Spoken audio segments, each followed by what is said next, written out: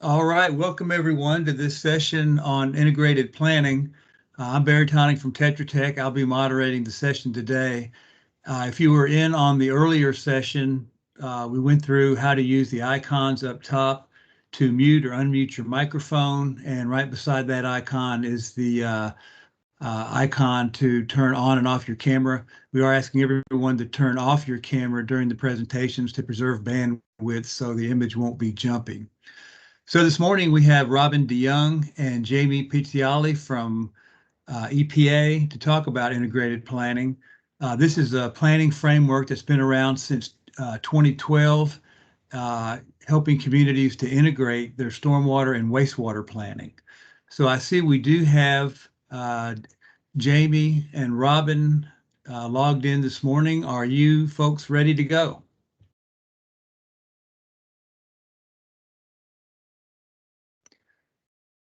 And you may have to unmute your microphone.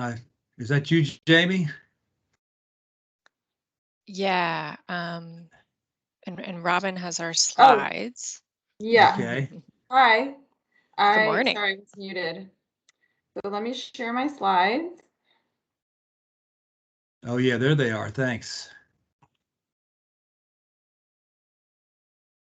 And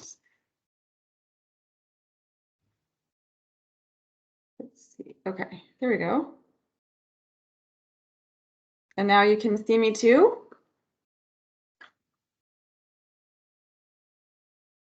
Yeah.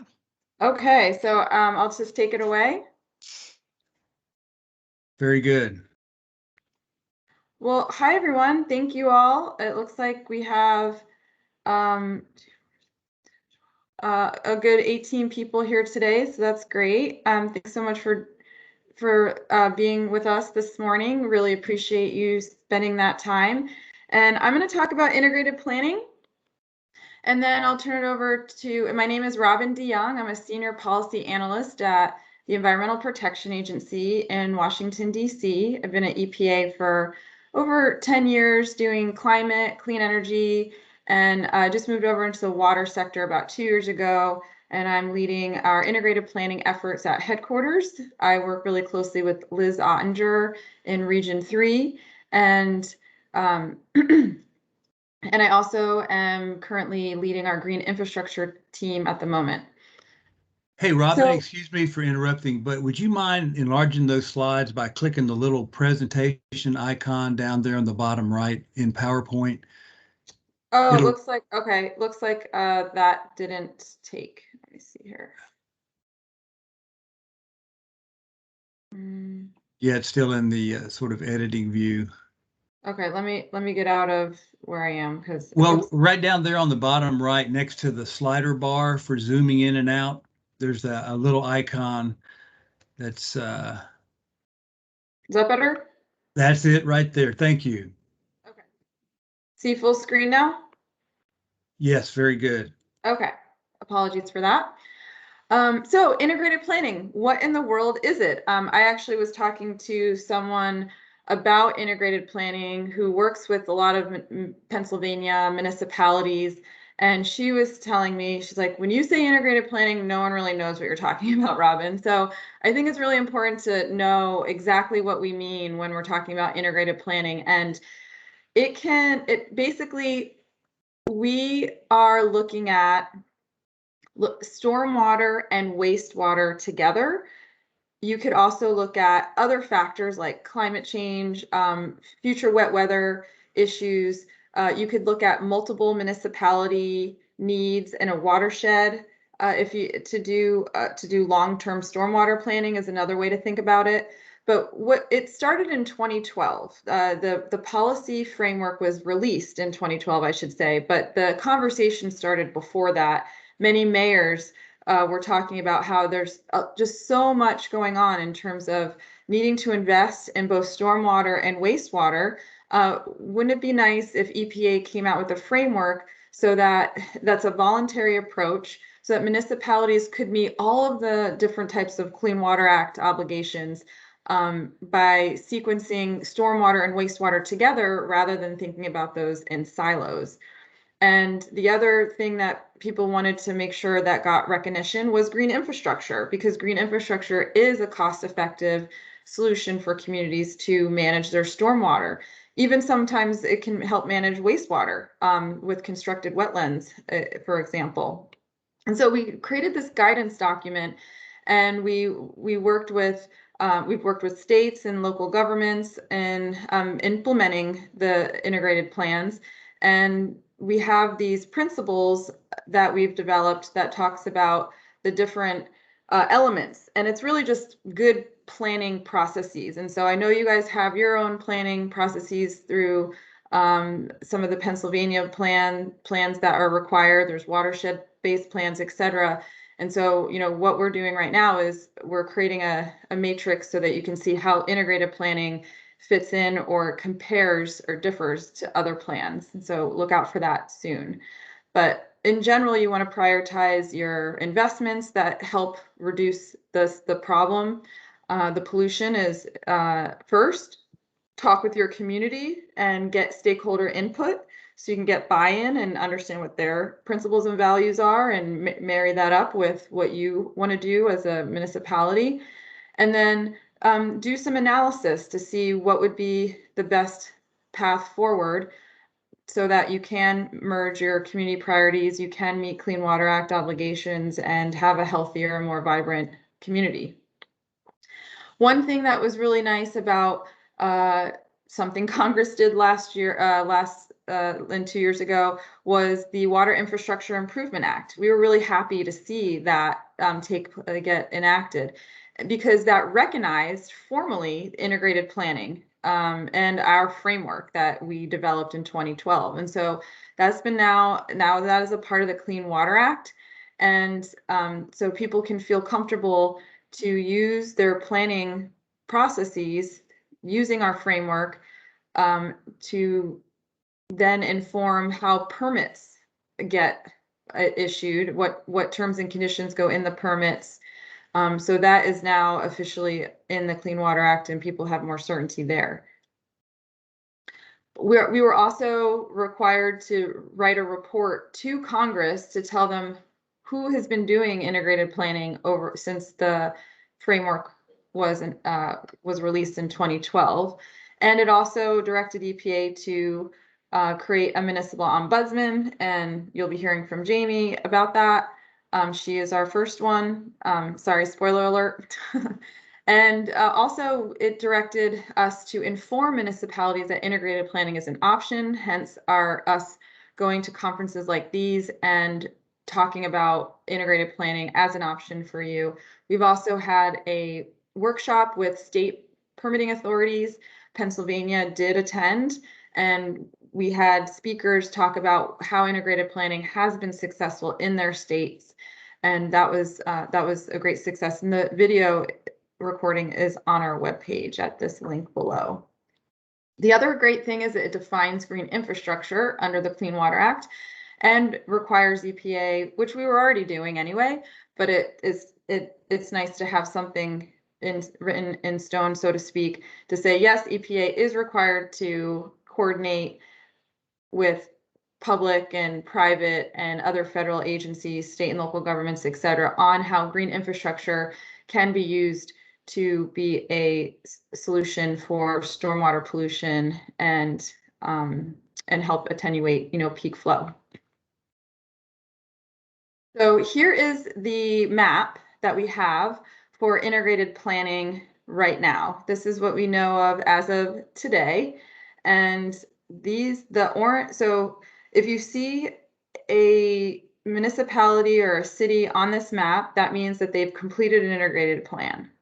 The orange stars are municipalities who have developed or an integrated plan and went even a step further, which is they put that integrated plan, either a part of it or it was referenced in a permit, either an MS4 permit or a combined sewer system permit or a wastewater treatment facility permit, or it could have been in a consent decree or an administrative order, some type of enforceable mechanism. And so those are the cities with the orange stars.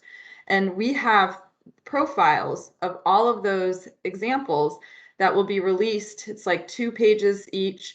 So you can see what their challenges were, what the process was, how they benefited, and like, you know, an overview of who they worked with, and then the outcomes as of last, let's see, it was as of December of 2020. Then the blue dots are plans that have been developed but haven't formally been put into a consent decree or a permit, and many of them are actually under negotiation. So eventually, like Hampton Roads, Virginia, and Harrisburg, Pennsylvania, and Fall River, Massachusetts, and Hartford, Connecticut, those will all eventually turn to orange stars, but currently they're not. We want you to know that there is still time to get technical assistance. If you're considering integrated planning, I highly recommend that you call Ellen Kohler at the EFC in Region 3, or Evan Kirk, who is in North Carolina. Ellen's in Maryland, and these two excellent professionals are providing technical assistance for people who are thinking about doing integrated planning and have already gotten started in terms of, like, you understand what your the conditions of your assets are and the sewer system. You know what Clean Water Act obligations that you have, and what, you know, if there's impairment, if there's water bodies that are impaired, excuse me. And if you know all those things and you're already thinking about, well, which projects are the best ones to do, what are the costs associated with that, and how do I do a comparison analysis of the possible projects that you could put in place? Maybe you want to coordinate with other municipalities and do a multi-municipal type plan, which could feed into it, which basically kind of the same, it could be the same thing as an integrated plan if you go through those framework elements.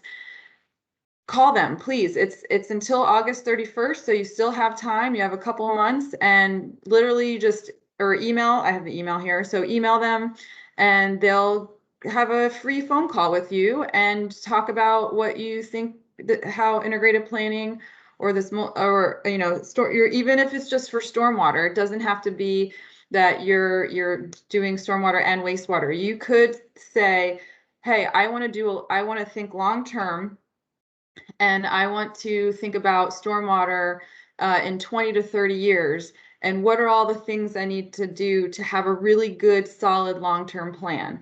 I might want to talk with a few municipalities. I might want to, I might want to include some stakeholders, or all the stakeholders that could provide input to me. Can you give me some advice? So highly recommend that. Now I want to turn to a community example, because that is the best way to really understand how someone could go about that. So I picked Richmond, Virginia, and Richmond, Virginia is a larger city, but they've done a lot of great stuff in the stormwater space. So I thought this, and it's close to your area, so I thought I would talk about them. And Richmond has 5 utilities that they run, and I know a lot of small communities also are the ones that run many utilities at once. And so that's what they do here with natural gas and water and wastewater, stormwater, even the electric street lighting. The Richmond Department of Public Utilities runs all of those. They have an MS4. It's about 1/3 of their area, and they also have a combined system as well as a separate system, and they've had to do nutrient load reduction requirements because of the Chesapeake Bay TMDL. And their primary pollutants of concern are bacteria, nutrients, and sediments. One of their wastewater treatment facilities discharges into the James River, and had a consent order as well in 2005. So okay, so I'm corrected. It's that 2/3 of Richmond is covered by their MS4, and they historically have managed and permitted independently to their combined sewer system. So what they wanted to do is they wanted to have an integrated permit that actually looked at both MS4 and combined sewer system together, so that it was all streamlined and it was all in one place. Because there, you know, when you look at the interrelationship between the MS4 and the combined sewer system and the separate sewer system, you know, there were some, you couldn't really think about what was most cost effective or what could get you the best pollution reductions across those two systems if they had separate permits. So Richmond decided to engage with all of their stakeholders, and here is a list of the ones, or icons of the ones that they looked at. They wanted to, and if you wanted to get like a full in-depth story about Richmond, you can always go to our website, and we have a recording from January of 2019, and we have a Richmond official, their stormwater manager, Grace LaRose, talks all about how engaging with the stakeholders and having a third party do the facilitation was the best thing that ever happened to their integrated plan, because they were able to gain trust with the community groups and the other nonprofit organizations and the businesses, because there was a historical mistrust from many of the community members, and this helped build the trust back, and that really helped with being able to implement some of the things that they wanted to do. For example, green infrastructure. They wanted to put riparian projects on the river, on the James River. They wanted to do urban trees, green alleys, many different types of green infrastructure projects, but the community was against it before. And when they did the integrated planning process and they had this facilitation, they were able to get more buy-in. And so that's why the stakeholder engagement process can be scary, but it could end up turning into something that is a win-win for everyone. And it normally does happen that way, especially if you're open and you're listening and you're understanding exactly what people need, and explaining and educating at the same time what's necessary so that the waters in your community stay clean and can make the community even better than before. So here's a list of the projects that they put in their integrated plan, and O&M is a separate line item budget, and it's very important to have that estimate and know exactly what it means when you're doing green infrastructure, how much it's going to cost to do the maintenance. There's also the CSO infrastructure that they included. So the green infrastructure is in the MS4 area, and the combined sewer overflow infrastructure, combined sewer system infrastructure, obviously was in that area. And maintenance and operation and maintenance is also just lumped into this $392 million figure over 30 years. So the end, the result of this whole integrated planning process that took about 1.5 years or so is an integrated permit that aggregated the wastewater treatment facility, the combined sewer system, and the MS4 all together, to show that if they could combine those two and get credit from one or the other, so that they could meet the Chesapeake Bay TMDL waste load allocations. So that was also a driver, was the TMDL waste load allocations, so that they could reduce reporting redundancy, they could enhance communication between the combined sewer system and the MS4 facilities. And basically, if they didn't do this, then they would have to have done a lot more expensive pollutant load reductions, or what's the word? They would have to have much more stringent controls on their wastewater treatment facility, which would have been so much more expensive than doing the green infrastructure projects in the MS4, and they were able to get credit for their TMDL waste load allocation for phosphorus at a much cheaper cost when they aggregated all three together for their TMDL compliance. And the other nice thing is that there's more flexibility in project selection and prioritization, because they have something in their permit that says, when you look at the projects you can do a cost and effective analysis between the MS4 and the combined sewer system to decide which projects go forward. And that's how they added flexibility into their integrated permit. I already talked about the city gained buy-in from green infrastructure because of their excellent stakeholder engagement that they did, and they have a wonderful website, and you can get all of the information that was discussed in the data there. And they ended up exceeding their targets on when it comes to land conservation and stream restoration. And when I looked at these numbers, I was like, you got to be kidding me, 950% and 623% exceedances of their targets. I mean, this is a great story. People clearly saw the value of land conservation and stream restoration, and now that they're able to incorporate that into the permit, you're getting credit on multiple levels, and you're able to get the environmental and social and economic benefits of having more green infrastructure in your community. So long-term stormwater planning is another thing I wanted to talk about, but hopefully, if you jot down any questions that you might have about Richmond or integrated planning, and then I'm going to turn to this other topic area, which is long-term stormwater planning, which I like to think of as the cousin or the sister to integrated planning, but it's very focused on, it's a targeted application for meeting our integrated planning framework for MS4s, which are you. So directly related to you for sure. And the whole idea is to think long-term, because climate change is here and precipitation events are getting more intense, and or they're not happening at all. Like I know here in Maryland, we are praying for rain because our plants really need it right now. And then all of a sudden there's a deluge of water coming down. So basically there's an intensity of storms happening. Flooding and stormwater pollution is a concern for many municipalities like yourself. And if you can synchronize your projects, like if you're going to tear up a street, you might as well do everything that you can at the same time, so you don't have to tear up the street more than once.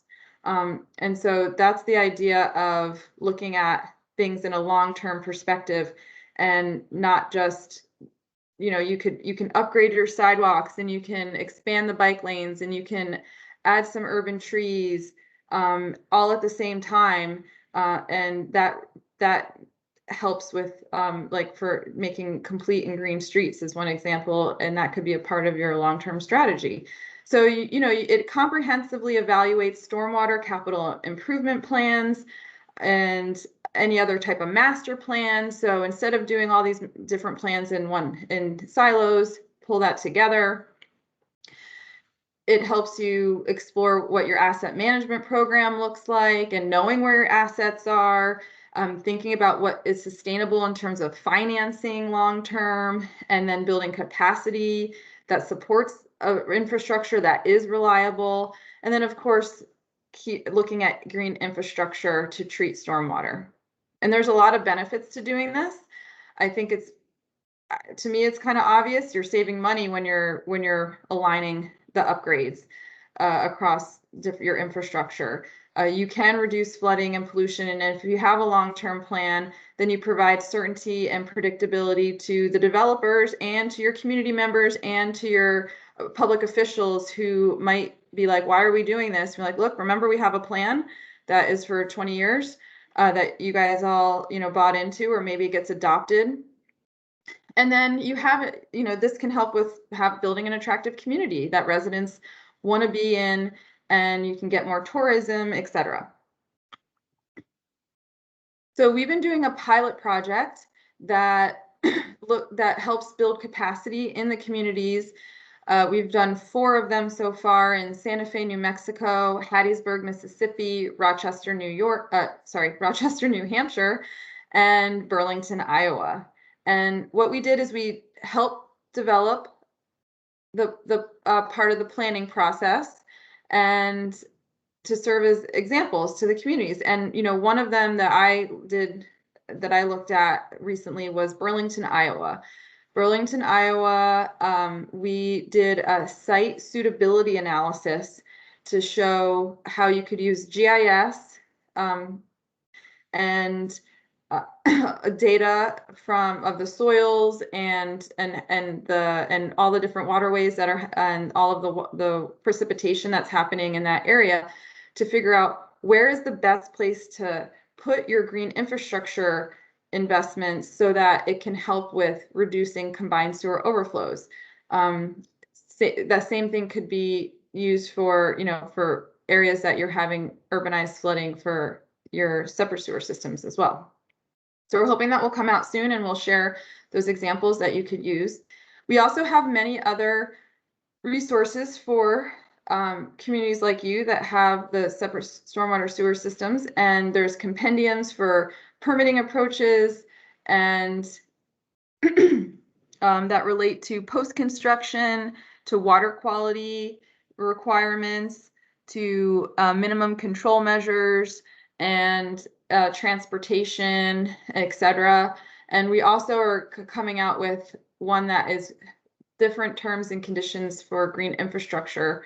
If you wanted to have green infrastructure as a part of your MS4 permit, and that, could be a double-edged sword, but sometimes it's nice to have something in your permit on education or post-construction so that green infrastructure could help with retaining water on site and other possible ways that it could benefit your stormwater issues. And here's some other permitting resources. So feel free to check out our links and see, hopefully they're helpful for you. And now I'm going to turn it over to Jamie Pizziali. Thanks, Robin. Going to turn my camera on here. So I'm Jamie Pizziali. I'm EPA's first municipal ombudsman, which, as Robin mentioned, was created by the Water Infrastructure Improvement Act of 2019. And it had the distinction, of course, too, of placing integrated planning and green infrastructure into the Clean Water Act. And so while this role is actually pretty brand new to me, as I started in March 2020, I'm not new to EPA. I've been with EPA for 15 years, mostly with our Office of Water in industrial municipal wastewater permitting, and most recently coming from the same group that Robin works in, our Wet Weather NPDES group, and our National Green Infrastructure Program. So I'm definitely coming to this role with a whole lot of background on stormwater, which I think fits well given its municipal focus. And I've certainly been able to spend a lot of years building relationships across our agency and EPA and with external stakeholders that I can now use to bring to bear for communities in solving problems. So I also have the pleasure to be able to continue to work very closely with Robin and our permitting teams in our EPA regional offices and headquarters too. So the Office of the Municipal Ombudsman, where I am now, is housed in the Administrator's Office, which is in our and I'm within our Office of Congressional and Intergovernmental Relations. And this is really to give me access to sort of all levels of EPA. But the basic premise is I'm serving as an independent, impartial, and confidential resource for municipalities navigating the Clean Water Act. And the definition of municipality here is rather broad. It includes all the things you think it might mean: cities, counties, parishes, districts, tribes, utilities, and basically anyone with jurisdiction over sewage or other industrial wastes. And while my focus is municipalities, I'm also happy to work with folks who are working, alongside municipalities or on municipal issues too. Certainly, states come to mind as well.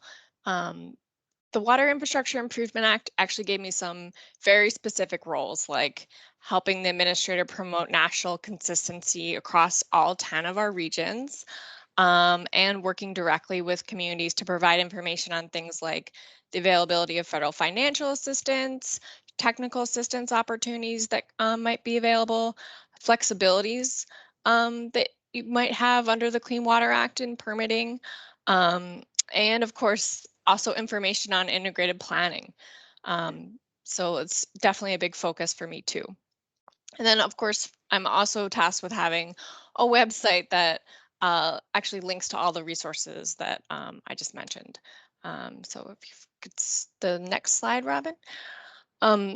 So on this next slide, you can see here's a screenshot of my website. And I link to a lot of great EPA resources with, a municipal focus, like our Water Finance Clearinghouse. But I also have a list of upcoming webcasts and new EPA resources that have come out recently, upcoming grant opportunities. So if you went there today, you could find links to upcoming EPA webcasts. There's like a public listening session for advancing water reuse in small and disadvantaged communities. And you can also find a link to a lot of details to the U.S. Treasury Department, where you could learn more about the American Rescue Plan, which was passed by Congress back in March. And the intent is to deliver $350 billion with a B for eligible state, local, territorial, and tribal governments to respond to the COVID-19 emergency. And I'm flagging this because the American Rescue Plan coronavirus state and local fiscal recovery fund dollars are also available to be used for improving access to clean drinking water and wastewater and stormwater infrastructure. So stormwater infrastructure is something that we all know gets overlooked a lot, but those dollars can be used today. So I really encourage you to go to my website and check out all the resources for you there. But what is an ombudsman? I think it's not a word that I used every day until I became one, right? So basically an ombudsman is used as sort of an alternate or informal way to resolve concerns. And many organizations, both public and private, have ombudsmen. And so if you're thinking about, when might you actually want to reach out to me? Of course, if you already have existing local, state, or EPA contacts that are working well for you, I encourage you to always utilize those contacts first, because that means our processes are really working, and that's the point, right? But you're certainly welcome to reach out to me directly by phone or email anytime if you need assistance on Clean Water Act issues. Just if in doubt, go ahead and just reach out. And so basically, when someone brings an issue to me, I can help review the scenario, and I might help with things like facilitate discussions or act as a convener. It might be just sharing relevant EPA or state contacts. Often states have primacy on these issues, and they might really be your best resource. It could be just providing options or brainstorming available resources, gathering best practices from EPA programs or really other communities across the country that might be doing the same thing that you're looking to do. Or maybe it's that you've heard slightly different things from various offices and really just want a little help tracking down an answer. Happy to help with that. The other thing that folks sometimes come to me for is like maybe you have a question that you'd like to ask, but you don't necessarily want it attached to you. So I can actually ask it for you and maintain confidentiality. So another thing that sometimes you might just need a sounding board, or it might be that you're interested in a specific topic and you want to know all the latest and greatest like listservs and other resources that you should make sure to avail yourself of. Happy to talk about those things too. Another important role that I play within our agency is as a member of internal EPA work groups. So while I, maintain impartiality and independence, I do happen to also be an EPA employee. So I do get to join some of these internal working groups as sort of a consultant for the agency and provide, input on rulemakings and guidance.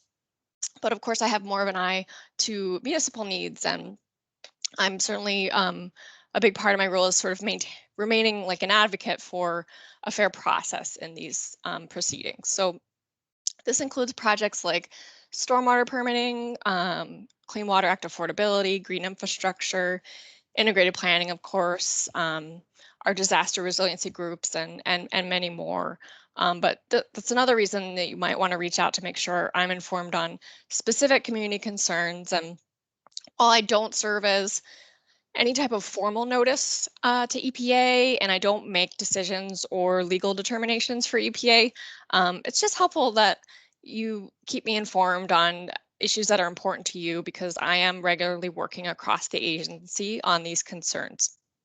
I also work externally with a lot of groups like the National League of Cities, National Association of Counties, U.S. Conference of Mayors, and a lot of water groups like the Water Environment Federation, and others. And so I'm really looking forward to work closely with communities, because we're all working on a lot of issues with a wide variety of really competing concerns facing us with stormwater, advanced treatment needs, or affordability, or equity. And we're all really trying hard on looking for innovative ways to address our Clean Water Act issues, and in stormwater, and really beyond too. So I really want to encourage you again to visit the Municipal Ombudsman website. It also has a lot of helpful FAQs that really detail, what I do and don't do, and might help you decide whether you want to reach out to me or not. And I hope you'll share it broadly, tell all your friends. But I just really want to thank you all for letting me introduce this role to you all today. And now I think we're going to take questions on integrated planning and all the great examples Robin gave. And of course, because this is the municipal ombudsman role is still really new for the agency, certainly always happy to hear about, specific issues that the ombudsman might be helpful with, or other things. So thanks. I'll turn it to our moderators. All right. Thank you, Robin, and thank you, Jamie. We do have plenty of time for some questions and discussion. If anyone does have a question, you could either type it into the chat box, or feel free to unmute your microphone one at a time, hopefully, and ask your question live, and then mute it again for the response. Do we have anyone out there? And, if you have an example of your situation that might be amenable to this approach, you can bring that up as well, and we can talk a little bit about that.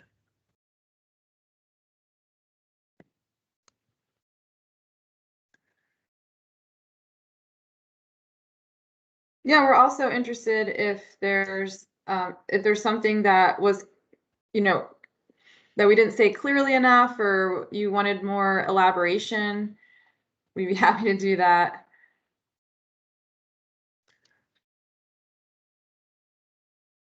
Well, while everyone's thinking about this, let me ask a quick question first. How long is the planning process? I assume it varies somewhat, but are we talking a planning process that would extend over many months or many years? What's it been like for the communities that have already engaged in this process? Yeah, the typical time frame is 18 to 24 months.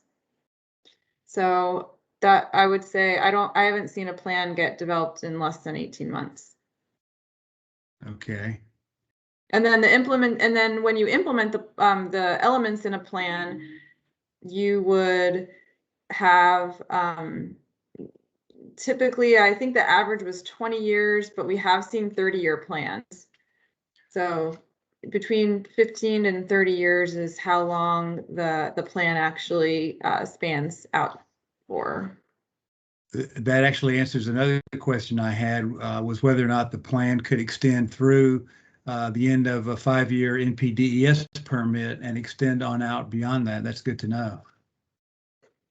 Yeah, and that is one of the sticky subjects of, well, I have a 5-year permit, but I have a 30-year plan, and how do I make sure that the permittees are making decent progress on this 30-year plan? But you can only put 5 years of work in a permit. So that was discussed in our permitting authority roundtable on March 2nd, and that might be interesting to hear what some of the states had to say. Many times, you don't have to put a compliance schedule in your permit. You can, if there is something like you know that there's some upgrades that are happening within that 5 years, then you could put that there, or you could say, you know, you don't need to do something until the next permitting, the next permit cycle. So and sometimes people just reference the integrated plan and they say, you know, future projects will consider what was already put into our integrated plan.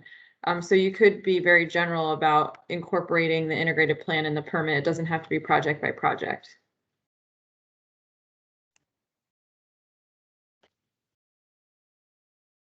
Any other comments or questions out there?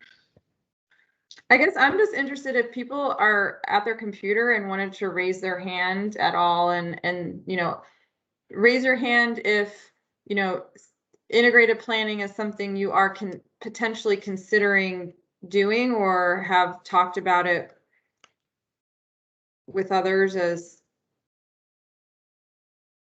anybody considering it? Okay, I don't see any hands raised. All right, so let's try this.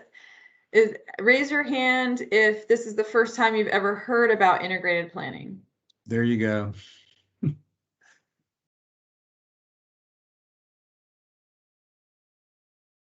Okay, so one person. Okay, great. Thanks, Mike, for raising your hand. First time you've heard it. And okay, Leah too. Okay, this is the first time she's heard it. And 4 others, it looks like. And 4 others. Okay, great. All right. So this is and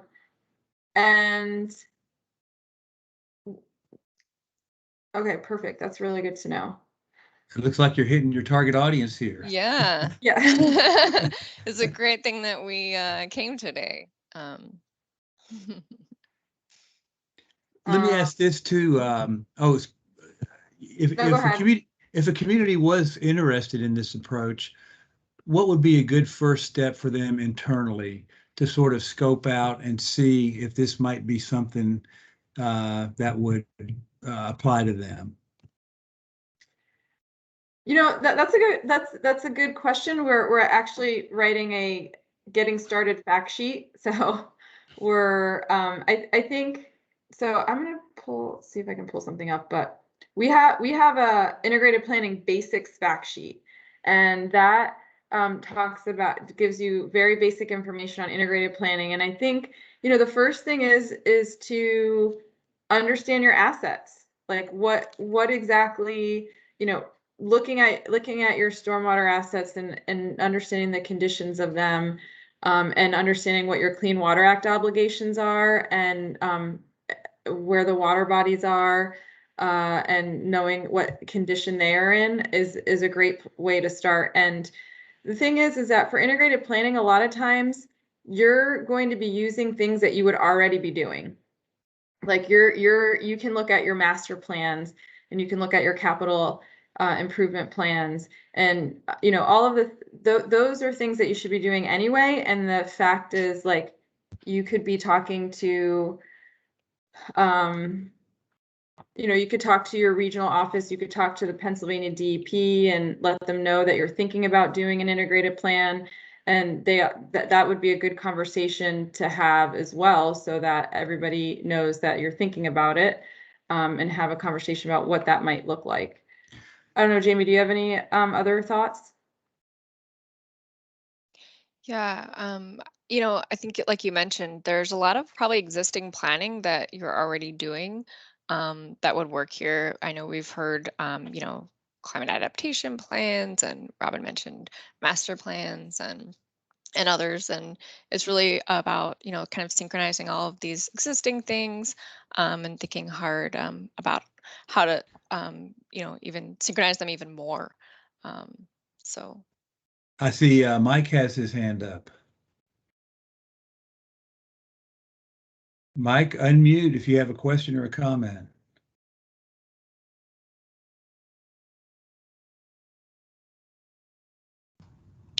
Sorry, I just had my hand up for that. Oh, for the voting. Yeah, sorry about that. Okay. Well, all right. Very thank good. you for participating with your virtual hand. Yeah. But I mean, I do, and you know, if there's something where you're like, I really wish I knew this and you didn't tell me it, then we definitely want to know that as well. The other thing is people ask, how can you pay for the planning?